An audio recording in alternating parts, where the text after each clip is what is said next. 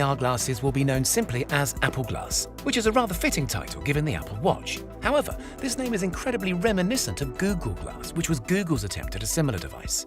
Apple Glass is said to be the final name for the glasses. However, I wouldn't put it past Apple to change the label last minute. Eyeglass would be especially in line with the brand and might make more sense when we look at how the glasses will operate, but we'll get to that later in the video. Design-wise, Apple Glass, which is what we will label them for the time being, is expected to be as sleek and stylish as any other offering from the tech giant. Leaked prototypes look very much like a traditional pair of glasses, friendly and approachable as opposed to overly futuristic in an attempt to really appeal to the masses. Prototypes are being manufactured in black and white plastic, although this material is likely to be swapped out for something more premium such as aluminium or some sort of composite as we near closer towards production. It's also a possibility that Apple will offer multiple frame materials for buyers to choose from, similar to what is offered with the Apple Watch in the form of different straps. All of the housed tech will fit seamlessly into the frames of Apple Glass, with the most notable being the LiDAR sensor, which will sit atop the right-hand side of the glasses.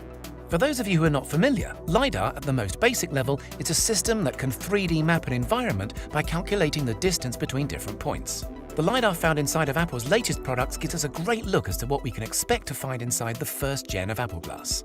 Advanced LiDAR technology will make using Apple Glass AR a breeze, with no need to scan your environment before placing objects, measuring, or virtually visualizing, making for seamless interactions between the wearer and their surroundings. LiDAR will also take care of things like reading hand gestures and translating QR codes into three-dimensional images.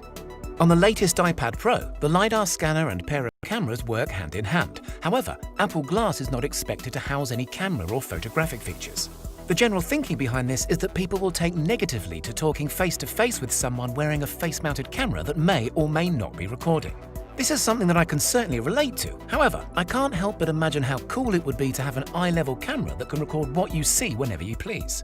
Some are saying that cameras might start to make their way onto the Apple Glass as they become more popular and widely accepted, but this is strictly speculation, so only time will tell.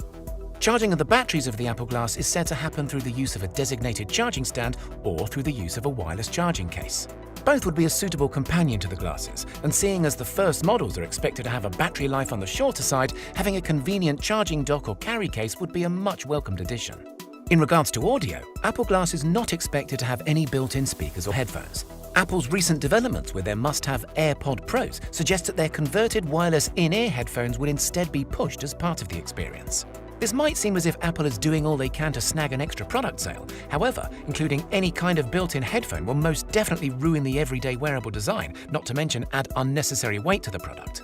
Now, getting to the important bits, you might be wondering how the glasses are actually going to function.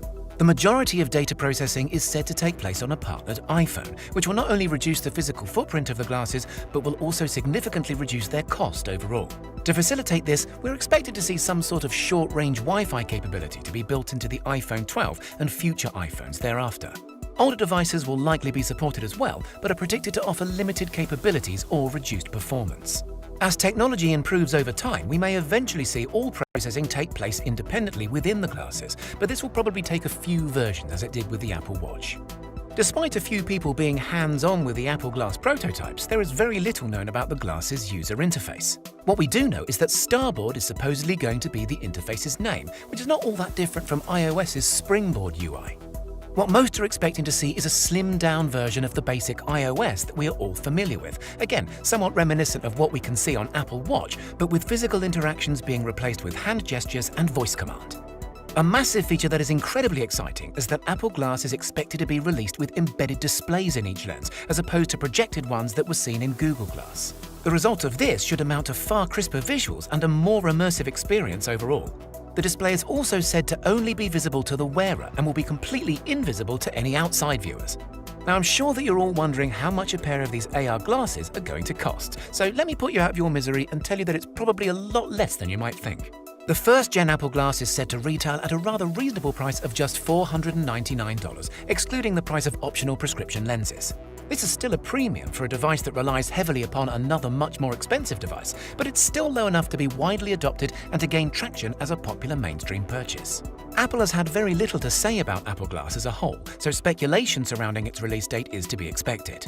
Whilst we may finally be given an official announcement by Apple introducing Apple Glass,